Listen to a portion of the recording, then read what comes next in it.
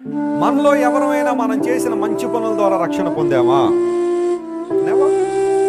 మనం చేసే మంచి పనుల ద్వారా మనకు రక్షణ వస్తే యేసు ప్రభు శిలువ మీద చనిపోవాల్సిన అవసరం లేదు. ఎందుకంటే మంచి పనులు చేస్తే రక్షణ వచ్చేసినప్పుడు ఇంకా ఆయన ఎందుకు మనకి? యేసు ప్రభు మరణించాల్సిన అవసరం ఏముంది? ఆయన శిలువలో అంత ఘోరమైన బాధను, శ్రమను, కష్టాన్ని, ఇబ్బందిని, మన నేరాలను, మన భారాలను ఆయన మీద వేసుకుని శిలువలో ఎందుకు మరణించాలో? ఆయన ఏ మార్గము లేదు రక్షణకి, కేవలం యేసయ్య ఒక్కడే మార్గం. హల్లెలూయా. ఆయన శిలువ మరణం మాత్రమే మనిషికి రక్షణ ఇచ్చింది. అందును బట్టే ప్రభువారు శిలువ మీద మరణించారు. ఆయన ఒకవేళ వేరే మార్గం కనుక ఏదైనా ఉండుంటే అదే చెప్పేవాడు యేసు ప్రభు. అమ్మా, ఇదిగో మీరు సంవత్సరంలో 116 మంచి పనులు చేయండి, మీరు ఎక్కడికి వచ్చేస్తారు? 116 తెలుసా మీకు? కొంతమంది ఆఫరింగ్ కవర్లో 116 అని పెడతారు.